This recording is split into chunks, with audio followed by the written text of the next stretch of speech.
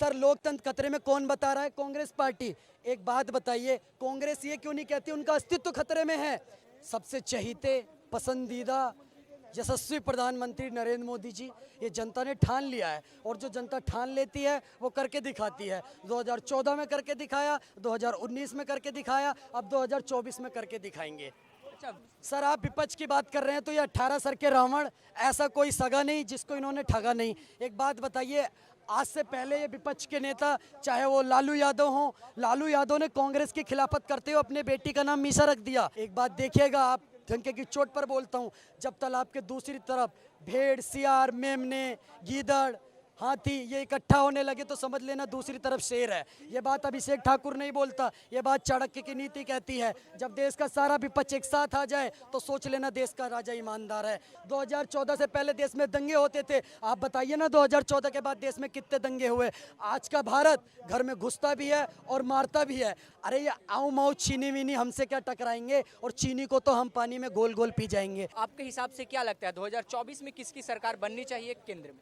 Sir ये कोई पूछने की बात नहीं ना बताने की बात है। भारत की 140 करोड़ लोगों के सबसे चहीते पसंदीदा यशस्वी प्रधानमंत्री नरेंद्र मोदी जी, ये जनता ने ठान लिया है और जो जनता ठान लेती है वो करके दिखाती है। 2014 में करके दिखाया, 2019 में करके दिखाया, अब 2024 में करके दिखाएंगे।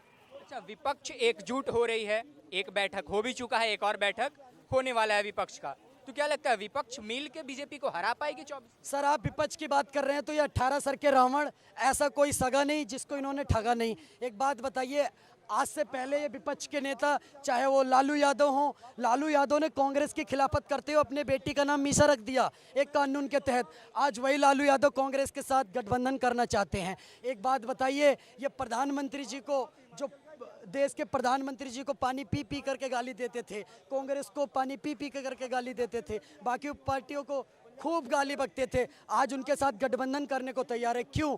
एक बात देखिएगा, आप डंके की चोट पर बोलता हूँ, जब तालाब के दूसरी तरफ भेड़, सियार, मेमने, गीदड़, हाथी ये इकट्ठा होने लगे तो समझ लेना दूसरी तरफ शेर है। ये बात अभिषेक ठाकुर नहीं बोलता, ये बात चाणक्य की नीति कहती है। जब देश का सारा विपक्ष एक साथ आ जाए तो सोच लेना देश का राजा ईमानदार है। प्रधानमंत्री नरेंद्र मोदी जी ने जिस प्रकार से काम किया है, कहीं ना कहीं इन लोगों की अस्तित्व पर सवाल आ गया है। ये अपनी सीट तक नहीं बचा पा रहे हैं और भारत की जनता बहुत समझदार है। ये 18 सिर के रावण, एक बात बताइए, जो कौरवों की सेना तैयार हो रही है, ये दुर्योधन है। दुर्योधन को भी घमंड था कि मेरे पास द्रोणाचार्य हैं, मेरे पास कृपाचार्य हैं, मेरे पास भीष्म पितामह है, लेकिन उन्हें ये नहीं पता कि श्री कृष्ण पांडवों के साथ थे। आज ये भारत की जनता श्री कृष्ण की तरह प्रधानमंत्री मोदी के साथ खड़ी हुई है और इनको जड़ से फेंकने का काम करेगी। अच्छा, 2024 चुनाव के मुद्दे क्या हो सकते हैं आपके हिसाब से, क्योंकि देश में बहुत सारे मुद्दे हैं और आरोप लगता है बीजेपी पर कि धर्म की राजनीति करती है, धर्म का सहारा लेके चुनाव जीतती है। सर 60 साल से धर्म की राजनीति किसने करी? 60 साल से पाकिस्तान पर चुनाव किसने लड़ा? 60 साल से आतंकवाद पर चुनाव किसने लड़ा? वही कांग्रेस पार्टी ने लड़ा। आप बताइए, 2014 से पहले हमारे देश के सैनिकों के सर उतार लिए जाते थे, 2014 से पहले देश में दंगे होते थे, आप बताइए ना 2014 के बाद देश में कितने दंगे हुए? आज का भारत घर में घुसता भी है और मारता भी है। आप देखिए डोकलाम का सेना का विवाद देखिए, वहाँ पर हमारे 7-7 फुट के जवान, आज भारत न किसी से नज़र झुका के बात करता है, न किसी से दब के बात करता है, ना उठा के बात करता है। भारत आंखों में आंख मिला करके बात करता है।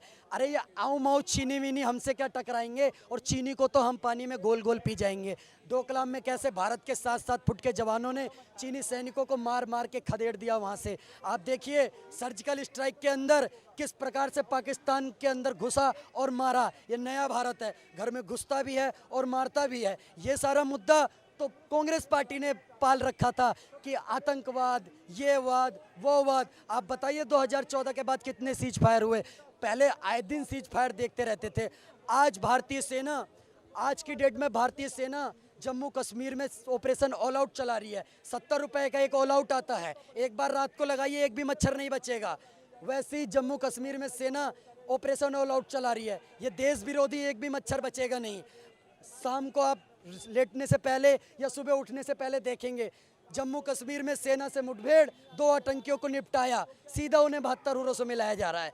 आप देखिए जिस प्रकार से भारत ने इन विगत 9 वर्षों में तरक्की करी है, इन विगत 9 वर्षों में परिचालन करा है, कहीं ना कहीं मेक इन इंडिया हो, चाहे वो कौशल भारत हो, कुशल भारत हो, चाहे वो 60 करोड़ लोगों को घर देने की बात हो, चाहे 40 करोड़ लोगों को लोन देने की बात हो, चाहे महिलाओं की सुरक्षा की बात हो, चाहे महिलाओं को उज्ज्वला योजना के तहत घर देने की बात हो, चाहे डेली 37 किलोमीटर रोड बनाने की बात हो, बहुत सारे ऐसे सैकड़ों काम गिनाने के लिए तैयार हैं। कहीं ना कहीं विपक्ष के बाद कोई मुद्दा नहीं है। ये सारे सर लोकतंत्र खतरे में कौन बता रहा है? कांग्रेस पार्टी। एक बात बताइए, कांग्रेस ये क्यों नहीं कहती उनका अस्तित्व खतरे में है? जो लोकतंत्र खतरे में तो 1975 में हुआ था, जब इमरजेंसी लगाई गई थी, विपक्ष को आवाज़ दबाने का काम करा गया था। ये जो राहुल गांधी विदेश में जाके, एक बात बताइए, पहले तो मैं कहता हूँ राहुल गांधी की बात को बिल्कुल भी सीरियस लीजिए मत। क्यों? उनकी सदस्यता क्यों गई?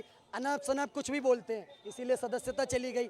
मैं बताना चाहता हूँ, भारत में अल्पसंख्यक अगर हम बात करें तो 1947 में जब भारत का विभाजन हुआ, भारत आज़ाद हुआ, पाकिस्तान बना, तब पाकिस्तान में हिंदू अल्पसंख्यक 23% थे, पर 2011 की जनगणना में वहां पर हिंदू अल्पसंख्यक केवल 3.5% रह गए। या तो उन हिंदुओं का धर्म परिवर्तन कराया गया या तो उन्हें मार दिया गया। एक बात बताइए, वहीं मैं बात करता हूँ भारत में मुस्लिम अल्पसंख्यक, एक बात बताइए, 2011 में 9% थे, लेकिन आज 2023 में बढ़कर के 20% हो गए।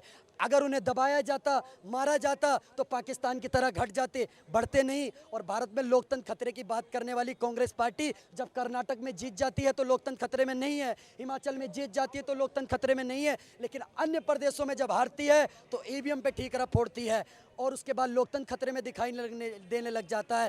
कांग्रेस कांग्रेस तो अपने यहाँ तक कि प्रवक्ताओं को, अपने कार्यकर्ताओं को सारा दोष मढ़ देती है।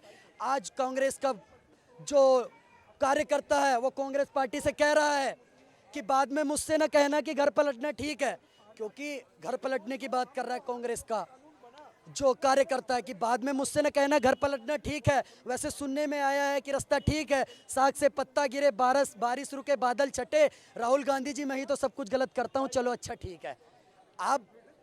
अब इनका जाने का समय आ गया है।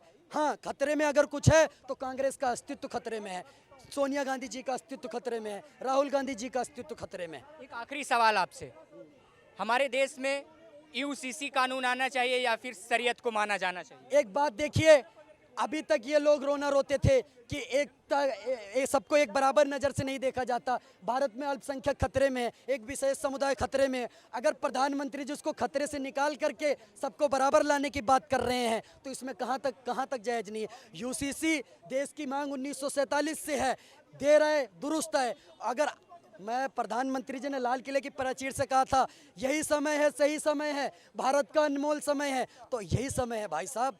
यूसीसी देश की मांग है और लगना चाहिए।